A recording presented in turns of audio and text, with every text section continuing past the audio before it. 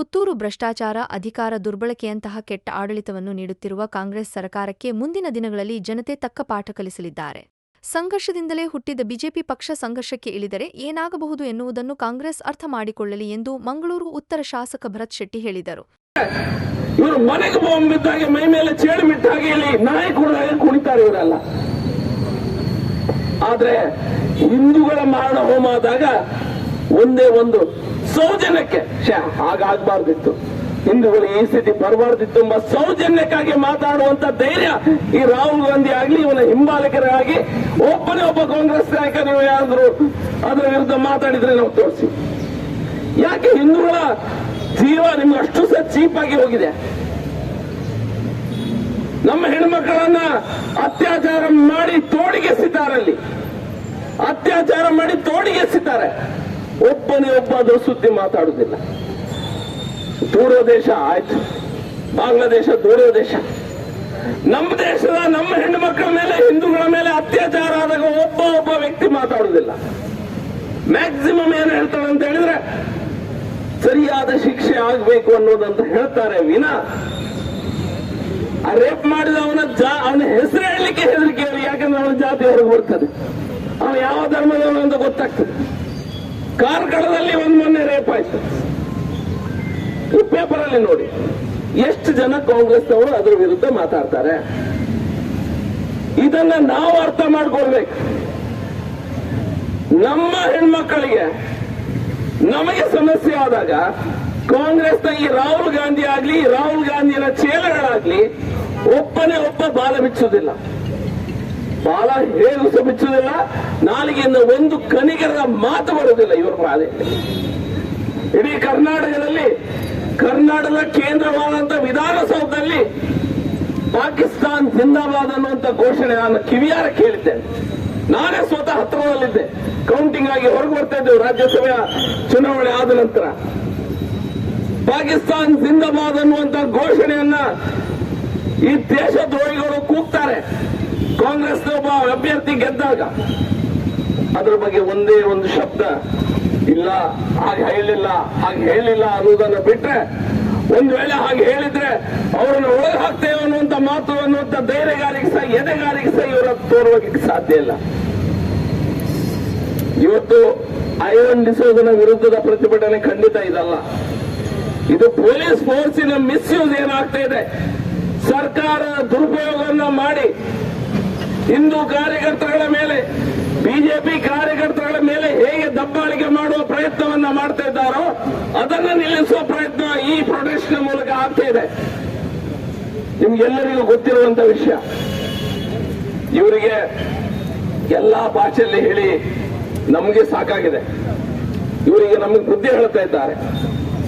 ಕಾಂಗ್ರೆಸ್ನವರು ಸ್ವಲ್ಪ ನಮಗೆ, ಬಿಜೆಪಿಯವರಿಗೆ ಬುದ್ಧಿ ಹೇಳ್ತಾರೆ. ನೀವು ನೋಡಿ, ನಾಳೆ ಪೇಪರ್ನಲ್ಲಿ ಸ್ಟಾರ್ಟ್ ಆಗ್ತದೆ, ನಿಮ್ಗೆಲ್ಲ ಬುದ್ಧಿ ಹೇಳಲಿಕ್ಕೆ ಸ್ಟಾರ್ಟ್ ಮಾಡ್ತಾರೆ. ನೀವು ಮಾಡುವುದೆಲ್ಲ ತಪ್ಪು, ಅದು ಇದು ಅನ್ನುವಂತ ಹೇಳ್ತಾರೆ.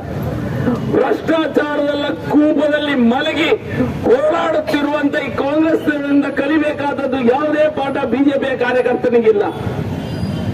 ಟೋಟಲ್ ಆಗಿ ಭ್ರಷ್ಟಾಚಾರ ಮಾಡಿ 1.5 ವರ್ಷದಲ್ಲಿ ಒಂದೇ ಒಂದು ಅಭಿವೃದ್ಧಿಯ ಕಾಮಗಾರಿಯನ್ನು ನೀವು ಖಂಡಿತ ಎಲ್ಲಿ ಸಹ ನೋಡ್ಲಿಕ್ಕಿಲ್ಲ. ಯಾರೊಬ್ಬ ಕಾರ್ಯಕರ್ತ ನಿಮ್ಮಲ್ಲಿ ಫೇಸ್ಬುಕ್ ಅಲ್ಲಿ ಅಭಿವೃದ್ಧಿ ಆಗ್ಲಿಲ್ಲ ಅಂತ ಹಾಕಿದ್ದಾನಂತ ಅವನ ಮನೆಗೆ ಡೋಲು ದಿಬ್ಬಳೆಲ್ಲ ಹಿಡ್ಕೊಂಡು ಹೋಗಿದ್ದನ್ನು ನಾನು ನೋಡಿದೆ. ನಮ್ಮ 5 ವರ್ಷದ ಮೊದಲ ಅವಧಿಯಲ್ಲಿ ಸಂಜೆ ಗೊತ್ತಿದೆ, ನೀವು ಪೇಪರ್ನಲ್ಲಿ ಯಾವ ದಿನ ನೋಡಿದ್ರು ಒಂದು ಗುದ್ದಲಿ ಪೂಜೆ, ಒಂದು ಅಭಿವೃದ್ಧಿ ಕೆಲಸ ಖಂಡಿತ ಆಗ್ತಾ ಇತ್ತು. ಒಂದೇ ಒಂದು ಅಭಿವೃದ್ಧಿ ಕೆಲಸ ಆಗ್ತಾ ಇಲ್ಲ, ಝೀರೋಗೆ ಬಂದು ನಿಂತಿದೆ. ಝೀರೋ. ಒಂದು ಕಡೆಯಲ್ಲಿ ಇವರು ಟ್ರಾನ್ಸ್ಫರ್ ಮಾಡಿಸ್ತಾರೆ ಅಧಿಕಾರಿಗಳನ್ನ, ಅದರಿಂದ ದುಡ್ಡು ಮಾಡ್ತಾರೆ. ಈ ರೀತಿಯ ಭ್ರಷ್ಟಾಚಾರ ಮಿತಿ ಮೀರಿ ಹೋಗಿದೆ. ಇವರ ಪೊಲೀಸ್ ಸ್ಟೇಷನ್ ಒಳಗೆ ಮೊನ್ನೆ ಎಲ್ಲ ಸಾಬ್ರುಗಳೆಲ್ಲ ಹೋಗಿದ್ರು. ಇವರು ಯಾವುದೋ ಒಂದು ಪೊಲೀಸ್ ಸ್ಟೇಷನ್ ಒಳಗೆ ಇಡೀ ಸಾಬ್ರುಗಳೆಲ್ಲ ಹೋಗಿ ಪುತ್ತೂರಿನ ಭಾರತೀಯ ಜನತಾ ಪಾರ್ಟಿಯ ಕಾರ್ಯಕರ್ತರಿಗೆ ಮಂಗಳೂರಿನ ನಾನು ಬಂದು ಭಾಷಣ ಮಾಡಬೇಕಂತ ಅಗತ್ಯತೆ ಖಂಡಿತ ಇಲ್ಲ. ಇಲ್ಲಿ ಪ್ರತಿಯೊಬ್ಬ ಹೊಸ ಕಾರ್ಯಕರ್ತನಿಗೆ ಭಾರತೀಯ ಜನತಾ ಪಾರ್ಟಿಯನ್ನ ಹೇಗೆ ಉಳಿಸಬೇಕು, ಹೇಗೆ ಬೆಳೆಸಬೇಕು ಅನ್ನುವಂತ ತಿಳಿದುಕೊಂಡು ಮೇಲ್ಪಂಕ್ತಿ ಹಾಕೊಂಡಂತ ಕಾರ್ಯಕರ್ತರು ಇಲ್ಲಿರೋದು. ನಮಗೂ ಸಹ ಇಲ್ಲಿನ ಕಾರ್ಯಕರ್ತರಿಂದ ಕಲೀಲಿಕ್ಕೆ ಬೇಕಾದಷ್ಟಿದೆ. ಈ ಸಂಘರ್ಷ ಯಾಕೆ ಅನ್ನೋದನ್ನ ಶ್ರೀಕೃಷ್ಣ ಅವರು ನಿಮ್ಗೆ ಸವಿಸ್ತರವಾಗಿ ತಿಳಿಸಿದ್ರು. ಈ ಪ್ರತಿಭಟನೆ ಮಾಡಿದ ಕ್ಷಣ ಕಾಂಗ್ರೆಸ್ನವರು ಅಥವಾ ಪೊಲೀಸ್ನವರು ಮುಂದೆ ಹೋಗಿ ಐವೊಂಡಿಸೋಣ ಮತ್ತೊಬ್ಬರ ಮೇಲೆ ಕೇಸ್ ಹಾಕ್ತಾರೆ ಅನ್ನುವಂತ ನಂಬಿಕೆ ನನಗಿಲ್ಲ, ನಮ್ಗೆ ಯಾರಿಗೂ ಇಲ್ಲ. ಆದ್ರೆ ನಮಗೆ ನೋವನ್ನ, ನಮಗಾಗುತ್ತಿರುವ ಅನ್ಯಾಯವನ್ನ, ಇವರು ತೋರುತ್ತಿರುವ ದರ್ಪವನ್ನ, ಅಧಿಕಾರದ ದುರುಪಯೋಗವನ್ನ ಜನರಿಗೆ ಮನದಟ್ಟು ಮಾಡಿಸಬೇಕು ಅನ್ನುವಂತ ವಿಷಯದೊಂದಿಗೆ ಇವತ್ತು ನಾನು ಪ್ರೊಟೆಸ್ಟ್ ಮಾಡ್ತಾ ಇದ್ದೇವೆ. ನಮಗೂ ಸಹ ಅದೇ ರೀತಿ ಪ್ರೊಟೆಸ್ಟ್ ಮಾಡ್ಲಿಕ್ಕೆ ಬರ್ತದೆ. ಕಲ್ಲೊಡೆದ್ರು, ಟೈರ್ ಅನ್ನ ಸುಟ್ಟಿದ್ರು. ನಮ್ ಪ್ರೊಟೆಸ್ಟ್ ಆಗುವಾಗ ನಮ್ಗಿಂತ ಊರ್ಗಿಂತ ಮುಂದೆ ಪೊಲೀಸರು ಬಂದು ನಮ್ಮ ಹತ್ರ ಹೇಳ್ತಾರೆ, ಸರ್ ಟೈರ್ ಅನ್ನ ಸುಡಬೇಡಿ, ಕಲ್ಲನ್ನ ಹಾಕ್ಬೇಡಿ ಅನ್ನುವಂತ ಮಾತನ್ನ ಹೇಳ್ತಾರೆ. ನಾವು ಅವರಿಗೆ ಗೌರವವನ್ನು ಕೊಟ್ಟು ನಾವು ಆ ರೀತಿ ಕೆಲಸಕ್ಕೆ ನಾವು ಕೈ ಹಾಕೋದಿಲ್ಲ. ಅದನ್ನೆಲ್ಲ ಮಾಡಿದ್ರು ಐವೊಂಡಿಸೋದು ಮತ್ತು ಅವ್ರ ತಂಡದವರು ಎಲ್ಲವನ್ನ ಮಾಡಿದ್ರು.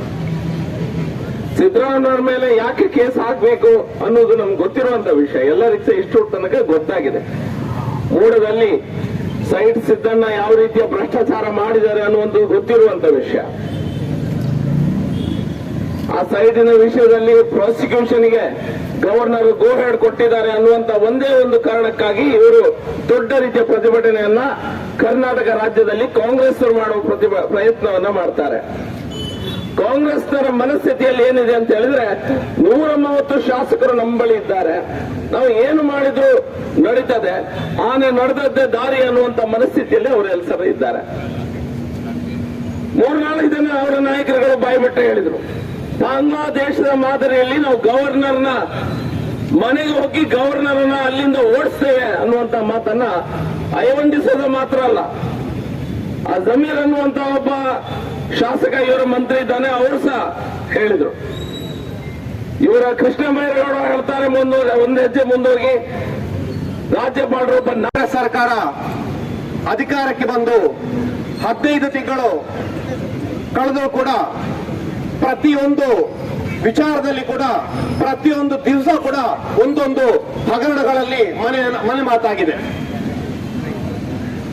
ಈ ಒಂದು ಕಾಂಗ್ರೆಸ್ ಸರ್ಕಾರ ಜನರನ್ನ ಎಲ್ಲಿಗೆ ತಂದು ನಿಲ್ಲಿಸಿದೆ ಅಂತ ಹೇಳಿದ್ರೆ, ವಾರಕ್ಕೆ ಕನಿಷ್ಠ 3 ದಿವಸ ಆದ್ರೂ ಕೂಡ ಪ್ರತಿಪಕ್ಷದ ಕಾರ್ಯಕರ್ತರು ಅಥವಾ ಜನರನ್ನ ಬೀದಿಗಿಳಿಸುವಂತಹ ಕೆಲಸವನ್ನ ಈ ಒಂದು ಕಾಂಗ್ರೆಸ್ ಸರ್ಕಾರ ಇವತ್ತು ಮಾಡ್ತಾ ಇದೆ. ಬಂಧುಗಳೇ, ನಮಗೆಲ್ಲರಿಗೆ ಕೂಡ ತಿಳಿದಿರುವ ಹಾಗೆ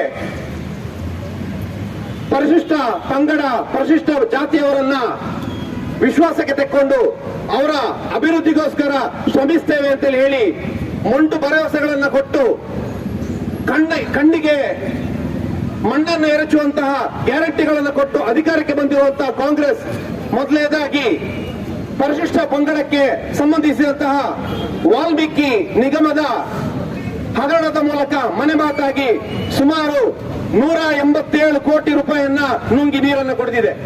ಹಾಗೆ ನಿಮಗೆಲ್ಲರಿಗೆ ತಿಳಿದಿರುವ ಹಾಗೆ ಮೈಸೂರು ಅರ್ಬನ್ ಡೆವಲಪ್ಮೆಂಟ್ ಅಥಾರಿಟಿ ಮೋಡ, ಇದರ ಒಂದು ಬಹುದೊಡ್ಡ ಹಗರಣದಲ್ಲಿ ಕಾಂಗ್ರೆಸ್ ಶಾಮೀಲಾಗಿದೆ. ಇದಕ್ಕೋಸ್ಕರ ರಾಜ್ಯದ ಬಿಜೆಪಿ ರಾಜ್ಯಾಧ್ಯಕ್ಷರಾಗಿರ್ತಕ್ಕಂಥ BY ವಿಜೇಂದ್ರ ಅವರು ಈ ಆಗಸ್ಟ್ ತಿಂಗಳ ಮೊದಲನೇ ವಾರದಲ್ಲಿ ಮೈಸೂರು ಚಲೋದ ಮೂಲಕ ಇದನ್ನ ಬಿಜೆಪಿ ತೀವ್ರವಾಗಿ ಸಿದ್ದರಾಮಯ್ಯ ಅವರ ರಾಜೀನಾಮೆಗೋಸ್ಕರ ಒತ್ತಾಯಿಸಿ ಖಂಡಿಸಿತ್ತು. ಆದರೂ ಕೂಡ ನಿಲ್ಲದ ಈ ಹಗರಣ ಸರಿಸುಮಾರು ಈ ಒಂದು ಬಂಧುಗಳೇ, ಈ ಒಂದು ಹಗರಣದ ವಿಷಯ ಏನಂತ ಹೇಳಿದ್ರೆ, ಈ ಒಂದು ಹಗರಣದಲ್ಲಿ ಸುಮಾರು 4,000 ಕೋಟಿ ರೂಪಾಯಿಯನ್ನ ಕಾಂಗ್ರೆಸ್ ನುಂಗಿ ನೀರು ಕೊಡದಿದೆ.